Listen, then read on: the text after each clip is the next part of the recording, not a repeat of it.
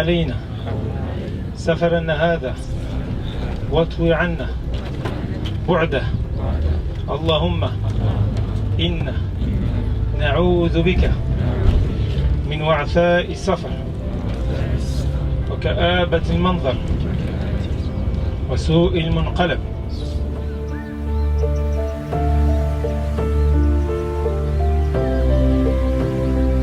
Salam alaikum, donc on est à la station, alhamdoulilah. Donc ça fait 2 heures qu'on est parti de Stein.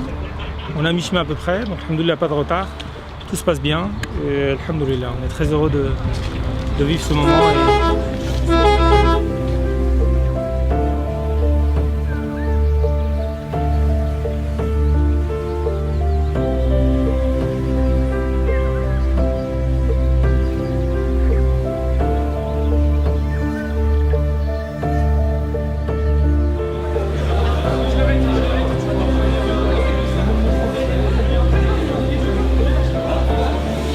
Salam alaikum. Je remercie Chatibi de nous avoir préparé ce week-end spirituel à Château-Chinon. Pour moi, ça fait très longtemps que je voulais y aller. Et c'est vrai que voilà, c'est une occasion en or pour pouvoir se retrouver avec soi-même, se recueillir et puis partir d'un nouveau pas vers Allah. Et voilà, pour ça, je voudrais remercier fort Chatibi et les professeurs.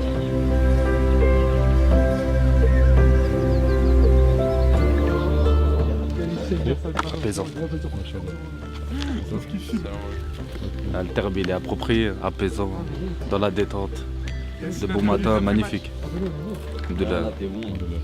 On profite de l'instant.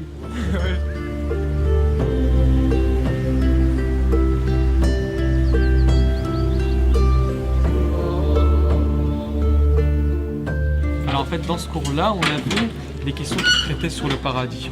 On a vu un petit peu en fait les questions les plus problématiques qu'on voyait, à savoir est-ce que Adam a vécu dans un paradis terrestre ou un paradis de l'au-delà? Est-ce qu'il y a une fin au paradis et une fin à l'enfer? Quels sont les différents groupes du paradis? Malheureusement, on n'a pas eu le temps de tout finir, mais ça a été véritablement passionnant.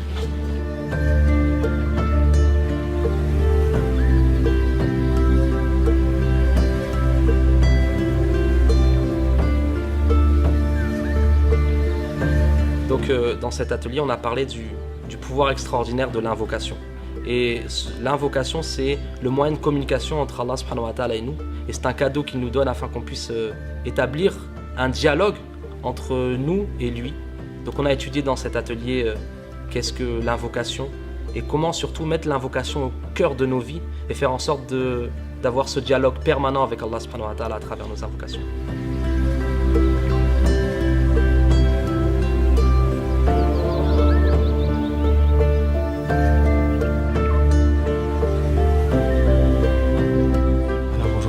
De Surat al-Asr, la sourate qui résume le Coran.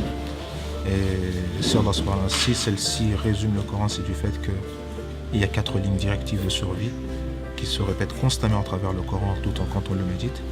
Et ces 4 lignes-là sont si simples et si basiques, c'est le fait de croire en 6 piliers et aussi de faire quelques bonnes actions, as-salihat, et c'est aussi de se conseiller mutuellement à la vérité et à la sincérité et d'accepter de se faire conseiller. Et c'est aussi lors d'épreuves, du fait qu'on est conseillé bien sûr, c'est de patienter sur cela. Et les prophètes alayhim salam sont passés par ce chemin-là.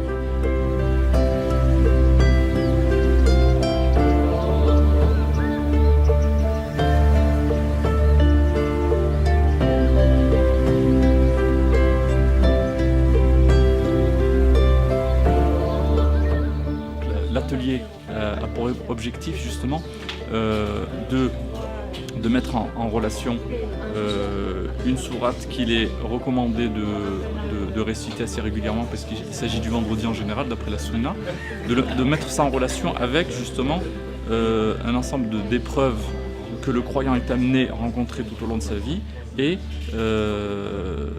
ces épreuves-là vont être symbolisées. En fait, il y a un personnage qui arrivera à la fin des temps qui va symboliser justement toutes ces épreuves à la fois et contre lequel le prophète sallallahu alayhi wa sallam nous a mis en garde et a donné à travers la sourate La Caverne un moyen de pouvoir être préservé contre ces tentations-là, puisque chacune de ces tentations peut être fatale pour la foi de l'être humain.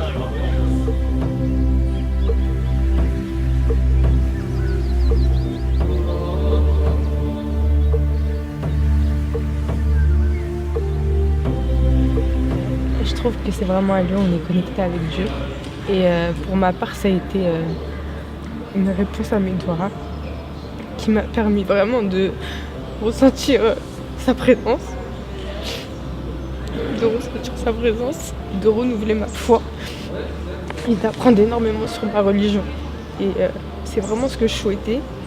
Ça m'a permis aussi de faire connaissance avec des sœurs extraordinaires et de partager notre vécu, nos expériences. Et ça a été vraiment enrichissant. On a l'impression d'avoir vécu plusieurs jours en une seule journée. Et franchement, la fatigue, au final, on ne l'a même pas ressentie à la fin. Tellement que on a senti la présence de Dieu et ça nous a porté en fait. Ça nous a permis de rester debout sur chaque atelier, d'être concentrés, Voilà.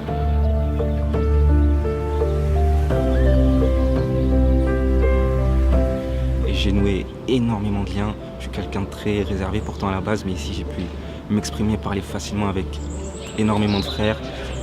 Et ce lien qu'on a noué en 3-4 jours, ça vaut 3, 4, 5 ans que je peux vivre au travail avec mes collègues. Pourtant je les vois tous les jours, ils sont très sympas, mais ici il y a quelque chose en plus qui s'est dégagé sur ces 3 derniers jours.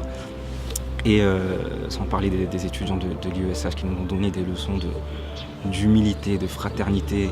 Ils ont les caractères qu'il faut aux musulmans et c'est vraiment des modèles pour nous. Donc j'encourage tout le monde, Inch'Allah, à venir ici. Je remercie l'IESH de Château-Chinon, je remercie bien sûr Chatibi, les enseignants, les encadrants, les élèves, tous ceux qui ont permis ce week-end. Et on espère vraiment revenir, Inch'Allah. Et on espère que vous, qui n'avez pas eu l'opportunité de venir, vous ayez l'occasion de venir visiter cet endroit où vous sentirez une baraka. Je pense peut-être l'endroit en France où il y a le plus de baraka, je pense, dans le pays.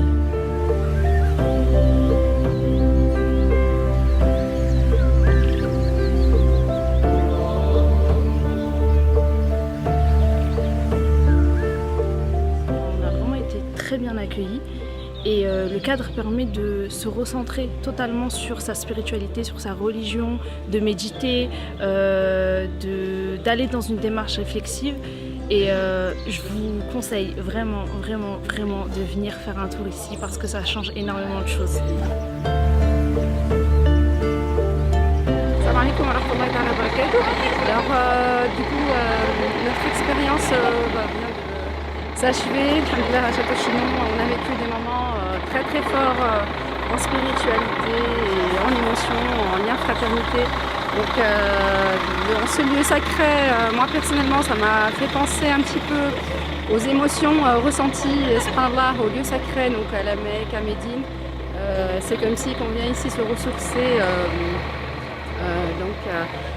يعني comme à l'époque de Sahaba, subhanallah, une décharge spirituelle énorme.